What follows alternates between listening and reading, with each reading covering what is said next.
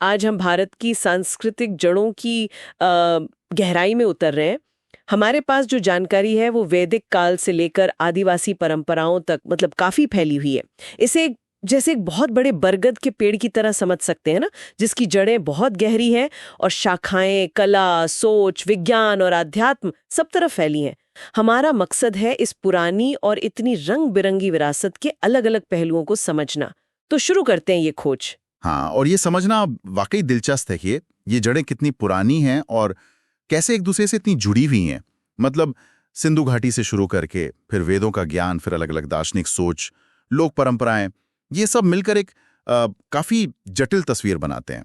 आज हम उसी की एक झलक देखने की कोशिश करेंगे। चलिए वेदों से ही शुरू करते हैं। ये तो दुनिया के सबसे पुराने लिखित दस्तावेजों में गिने जाते हैं शायद। वेद का मतलब ही है ज्ञान।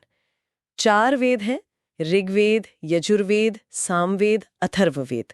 और कमाल की बात ये है कि ये लिखे जाने से पहले मतलब हजारों साल तक सिर्फ सुनकर और याद करके पीढ़ी दर पीढ़ी आगे बढ़ाए गए सप्तसैंधा इलाके में। हाँ हाँ, वो मौखिक परंपरा, और वो इतनी सटीक थी, इतनी पक्की थी कि यूनेस्को ने 2008 में वैदिक मंत्रों के उच्चारण को मानवता की अमूर्त सांस्कृतिक विरासत माना। वाह, ये तो कमाल की बात है। बिल्कुल, ये सुनने सुनाने की परंपरा ज्ञान को जिंदा रखने का एक अद्भुत तरीका था।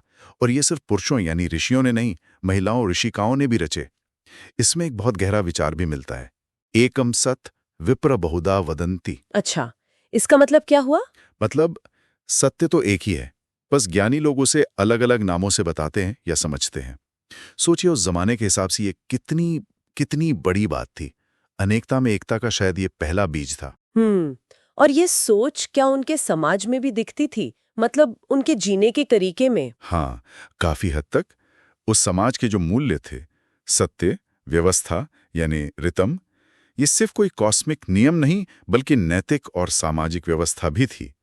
एकता, आपसी तालमेल, समाज जन यानी कबीलों में बटा था, जैसे भरत पुरु वगैरह।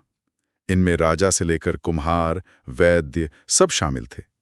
और वो सभा और समिति जैसी बैठकें, वो इशारा करती हैं कि शायद उस वक्त भी एक तरह का लोकतंत्र जैसा कुछ रहा हो, प्रारंभिक रूप। अच्छा, वेदों के बाद फिर आते उपनिषद। यहाँ तो मामला और भी गहरा हो जाता है ना? हाँ बिल्कुल। आत्मा क्या है, ब्रह्म यानी दुनिया का मूल तत्व क्या है, कर्म का सिद्धांत, पुनर्जन्म, ये सब जो गूढ़ बातें हैं वो यहीं से निकली। वो प्रसिद्ध महावाक्य जैसे अहम ब्रह्मास्मि, मैं ही ब्रह्म हूँ, और तत्त्वम असि, तुम वही हो। हाँ सुना है। सही कहा। उपनिषदों ने सवालों को और खोला। वो श्वेतकेतु और उसके पिता की कहानी याद है, बीज वाली? हाँ हाँ, कुछ कुछ कि कैसे एक छोटे से बीज में पूरा पेड़ छिपा है। बिल्कुल। वैसे ही हर चीज के अंदर वो अनदेखा सत्य या ब्रह्म मौजूद है, ये समझाने की कोशिश थी। और गार्गी और याज्ञवल्क्य के बीच जो बहस हुई थी, कमाल की थी। वो दिखाती है कि महिलाएं भी उस जमाने में ब्रह्म और ब्रह्मांड जैसे मुश्किल विषयों पर खुलकर चर्चा करती थीं, सवाल उठाती थीं। ये तो बहुत दिलचस्प है। और इसी दौर में फिर दूसरे तरह के विचार भी पनप रहे थे शायद। हाँ बिल्कुल। एक तरफ उपनिषदों ने वेदांत और योग जैसे दर्शनों की नींव रखी, लेकिन लगभग उसी समय मतलब 560 ईसा पूर्व के आसपास सिद्धार्थ गौतम बुद्ध बने और उन्होंने बौद्ध धर्म चलाया। उनका जोर दुख पर था, उसके कारण अज्ञान और मोह, और उससे निकलने के रास्ते पर अहिंसा और करुणा का मार्ग। और जैन धर्म भी इसी समय के आसपास? हाँ, 6ठी शताब्दी ईसा पूर्व में ही महावीर आए और जैन धर्म की स्थापना हुई। उसमें भी अहिंसा पर बहुत जोर था, किसी को चोट न पहुंचाना, और अनेकांतवाद। अनेकांतवाद वो क्या है? मतलब सत्य के कई पहलू होते हैं, एक ही नजरिए से सब कुछ नहीं दिखता। और अपरिग्रह यानी चीजों से मोह न रखना। ये दिलचस्प है कि बौद्ध और जैन दोनों ने वेदों के कर्मकांडों को तो नहीं माना, लेकिन आत्मा, कर्म, पुनर्जन्म जैसी बातों पर उनकी भी अपनी गहरी सोच थी। हाँ, उन्होंने कर्मकांडों को चुनौती दी पर आध्यात्मिक मूल्यों को साझा किया। और विचारों की ये विविधता यही नहीं रुकी। चार्वाक या लोकायत जैसे दर्शन भी थे उस समय, वो पूरी तरह भौतिकवादी थे। भौतिकवादी मतलब? मतलब वो सिर्फ उसी चीज को मानते थे जो दिखाई दे, जिसे महसूस किया जा सके। आत्मा, ईश्वर, स्वर्ग नरक जैसी बातों में उनका विश्वास नहीं था। ये दिखाता है कि उस दौर में सोच विचार की कितनी आजादी थी, अलग अलग मत थे। सही बात है। तो ये तो हुई लिखित ग्रंथों और दर्शनों की बात, लेकिन भारत की जड़ों का एक बड़ा हिस्सा तो लोक और आदिवासी परंपराओं में भी है ना, जो ज्यादातर लिखी नहीं गई। बिल्कुल, कहानियों, गीतों, रिवाजों में जिंदा रहीं। आदिवासी समुदाय, जिनकी अपनी अलग भाषाएं हैं, अपनी परंपराएं हैं, उनका हिंदू धर्म से बहुत गहरा नाता रहा है। समाजशास्त्री आंद्रे बेतई ने इसे पारस्परिक संवर्धन कहा है, मतलब एक दूसरे को देना और लेना, आदान प्रदान। अच्छा, जैसे कोई उदाहरण है? हाँ, जैसे भगवान जगन्नाथ की पूजा है या कई देवी देवताओं की पूजा, उनकी जड़ें आदिवासी परंपराओं में मिलती हैं। और दूसरी तरफ कई आदिवासी समुदायों ने हिंदू देवी देवताओं को अपनाया, पर अपने खास तरीके से। और मैंने सुना है प्रकृति का स्थान इन परंपराओं में बहुत ऊंचा है, पहाड़, नदियां, जंगल। हाँ बिल्कुल, प्रकृति उनके जीवन और आस्था का केंद्र है।